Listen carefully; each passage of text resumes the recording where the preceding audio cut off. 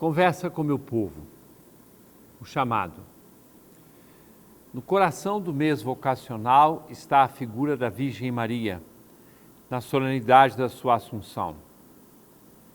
Chamada por Deus ainda em sua adolescência, dada em casamento a José, num relacionamento todo original, discípula do seu próprio filho, entregue aos cuidados de João, em cuja pessoa abraçou com zelo de mãe toda a humanidade, de pé aos pés da cruz e na desolação, presente na igreja nascente em oração, com toda certeza participante da Eucaristia com as primeiras comunidades cristãs, mãe que chegou na nossa frente e acompanha a igreja em sua peregrinação da fé até o final dos tempos. Em Maria, a vocação da criança, adolescente ou jovem, a entrega virginal, a vocação para a família, a maternidade, o zelo pela educação da prole, a coragem nos sofrimentos, a mãe viúva. Personalidade completa, realização de tudo o que a humanidade possa sonhar. Quais são os caminhos percorridos por Deus na ação do Espírito Santo para o processo vocacional? Começamos com a certeza de que existe um olhar pessoal específico e único da parte de Deus para cada pessoa humana. Nenhuma pessoa é um acaso, menos ainda peça descartável ou alguém simplesmente jogado no mundo, devendo edificar a vida apenas com seus próprios meios. Misteriosa e verdadeiramente, nosso nome foi pronunciado por Deus. E a nossa plena realização só acontecerá desde agora, respondendo ao seu chamado, para enfim repousar na plena comunhão com a Santíssima Trindade, os anjos e os santos no paraíso, na força e na graça que recebemos no batismo. Com toda certeza, a Virgem Maria foi educada na fé por seus pais Joaquim e Ana, no conhecimento das Escrituras e na oração dos Salmos, terá aprendido a fazer silêncio e acolher a voz misteriosa de Deus. Quem sabe, parecida com o jovem Samuel, para dizer: fala, Senhor, que o teu servo escuta. Maria é uma pessoa realizada, porque ouviu a palavra de Deus e a pôs em prática. Com ela, aprendemos que o caminho do discernimento vocacional passa pelo silêncio e a oração, com a pergunta sincera a Deus sobre o que Ele pensa em seu amor, capaz de preferir a cada um de nós sem desprezar os outros. Dentro do coração e na mente, lá dentro vem à tona as capacidades, os sonhos, a atração por um estado e por um estilo de vida. Nasce então um segundo passo, a descoberta de que qualquer vocação é serviço a ser assumido, disponibilidade e prontidão para dar a vida. Quem for chamado ao matrimônio, se é sincera a sua resposta, buscará descobrir a quem deve dar a vida e nunca tentar adquirir alguém para o próprio serviço em todos os sentidos. Sua vocação é encontrar em quem perder a própria vida e gerar vida, contribuindo com a criação de Deus e assim ser feliz. Se uma jovem ou um jovem descobre como própria a vocação à virgindade, no celibato, na castidade, na pobreza, na obediência, à vida religiosa ou novas formas de dedicação a Deus, terá encontrado seu próprio modo de dar tudo, apostando toda a sua existência na providência de Deus. O menino, adolescente ou jovem que identificou o sacerdócio como sua vocação pessoal, terá descoberto o caminho do serviço na palavra, no sacramento e no pastoreio, perdendo tudo para dizer: já não sou eu que vivo, mas Cristo que vive em mim. Minha vida atual na carne eu a vivo na fé, crendo no Filho de Deus que me amou e se entregou por mim. E então passará a vida toda agindo na pessoa de Cristo, sendo nada e tudo por Ele. Por sua parte, uma vocação que cresce por todos os lados, aquela do diaconato permanente, com a dupla sacramentalidade do matrimônio e da ordem, põe justamente em relevo o serviço. E a vocação laical, daquela pessoa que se sente chamada a ser sal, luz e fermento no meio do mundo, também ela, pela força do batismo e da dignidade recebida no sacramento, descobrirá o caminho do serviço, a verdade e a dignidade das pessoas. Será a presença qualificada na sociedade.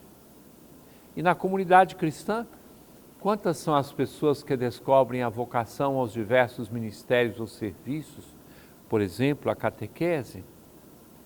Para todas as pessoas vale dizer de novo e com simplicidade que vocação é descobrir o caminho do amor e do serviço, como o Senhor. De fato, diz Ele, quem quiser ser o maior entre vós seja aquele que vos serve, e quem quiser ser o primeiro entre vós seja vosso escravo. Pois o Filho do Homem não veio para ser servido, mas para servir e dar a vida em resgate por muitos. Terceiro passo. O terreno privilegiado para o cultivo das diversas vocações eclesiais é a comunidade cristã. Faz-se necessário cultivar nas diversas comunidades, áreas missionárias e paróquias uma cultura vocacional. As vocações existem em todo lugar e é dever de todos, começando pelos ministros ordenados, passando pelos pais e mães de família e por todo o corpo eclesial, a responsabilidade por acompanhá-las. Uma comunidade viva que ouve a palavra e a vive, que reza, celebra bem a liturgia, cultiva a caridade, o relacionamento fraterno, faz desabrocharem as vocações. E permitimos-nos acrescentar, ela será também sementeira daquele que corresponde à primeira bênção, vinda das origens, a vocação matrimonial e a vida de família. Aproveito para dizer que uma pastoral vocacional para o matrimônio se faz necessária e urgente. Sem pretender esgotar o tema do acompanhamento das vocações, temos que acrescentar como quarta etapa o apoio recíproco a todas elas. Cabe a todos nós, sem exceção, ao identificar sinais de qualquer uma das vocações aqui elencadas, ou aquilo que Deus suscita além da nossa lista em nosso tempo, todas precisam de compreensão e auxílio. Ajudemo-nos mutuamente a valorizar o fato de que Deus não fica repousando placidamente nas alturas eternais, mas tem a ver conosco. Entra em nosso mundo, provoca-nos positivamente, sem violentar a nossa liberdade. Enfim, é necessário voltar ao modelo de todas as vocações, a Virgem Maria, na solenidade de sua assunção aos céus. Temos uma mãe no céu, que passa na nossa frente e cobre com seu manto materno todas as realidades humanas e eclesiais. Nossa Senhora, Mãe das vocações, Rainha dos apóstolos, Rainha das virgens, Rainha das famílias, Mãe da Igreja que caminha nesta terra rumo à eternidade, rogue por nós. Caríssimo irmão, caríssima irmã, permaneça conosco, daqui a pouco estamos de volta.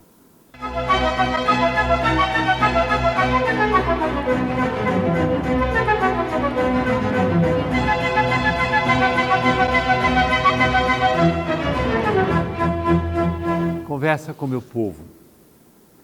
Caríssimo irmão, caríssima irmã, eu tive uma ocasião privilegiada de viagem, fui visitar em Moçambique, na África, várias missões ligadas a nós ou a pessoas de Belém, e foi uma experiência muito positiva. Passei alguns dias lá visitando várias missões, estimulando os missionários e missionárias, e depois fui para a Jornada Mundial da Juventude. em Lisboa, Portugal, onde também esteve o Papa Francisco. E um número muito significativo, mais de 100 jovens da nossa arquidiocese, participaram dessa jornada. É uma graça grande, o Antônio e eu estivemos lá, então nós queremos louvar a Deus justamente pela realização dessa Jornada Mundial da Juventude, um evento de evangelização extraordinário, fora do comum, e que nosso Senhor nos ajude a dar valor às iniciativas tomadas pela Igreja. E agora as perguntas que nos mandaram. Maria Guiar de Belém. Dom Alberto, circulou nas redes sociais as imagens de uma missa onde um bispo não concedeu a Eucaristia a uma adolescente que se ajoelhou para receber o sacramento. Existe algum discernimento sobre isso? Não podemos receber a Eucaristia de joelhos? Veja só, eu posso dizer, não conversei, não sei como as coisas aconteceram, estava fora do Brasil quando isso aconteceu e correu realmente a notícia nas redes sociais. Eu posso dizer qual é a norma da Igreja. A pessoa pode receber a comunhão de pé ou de joelhos. Pode recebê-la nas mãos ou pode recebê-la na boca, né? Então, essa é a norma geral da Igreja. A escolha é da pessoa que está comungando. Como eu não conversei com o bispo em questão, eu não posso emitir um julgamento sobre as motivações que o levaram a tomar tal decisão. Eu só aproveito para observar uma coisa que tenho dito, inclusive respondendo perguntas em outras ocasiões. Uma pessoa que se ajoelha não é mais respeitosa do que aquela que ficou de pé. A posição de joelhos, se vocês observarem, eu por motivos de saúde, eu tenho feito após a consagração a inclinação profunda, porque eu tenho recomendações médicas, então eu tenho dificuldades atuais para me ajoelhar. Quer dizer que eu estou desrespeitando a presença sacramental de Jesus? Não. Então é bom a gente saber as coisas direitinho. E estar de pé é a posição de ressuscitado, então é a posição também de respeito, de valorização da presença do Senhor.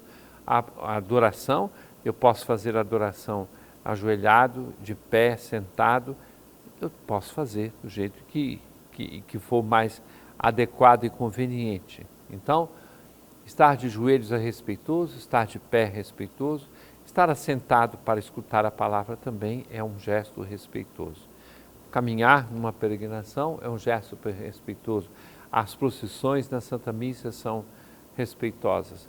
Então, mas não entro no julgamento do acontecimento, porque teria que ouvir as partes envolvidas. Sara Menezes Cavalcante. Vimos pela TV Nazaré a participação dos jovens da Arquidiocese de Belém na Jornada Mundial da Juventude. A Arquidiocese não pode incentivar outros grupos também para esse evento? Bom, eu tenho que ser muito honesto para responder essa pergunta. Não foi falta de incentivo. Há 2 anos nós estamos incentivando, Dom Antônio se empenhou seriamente para aumentar o número de participantes e todos aqueles que quiseram se inscrever puderam participar. Mas nós temos que levar em conta que, pelo menos nessa jornada, um dos grandes desafios foram os preços de viagem, de hospedagem, de tudo isso.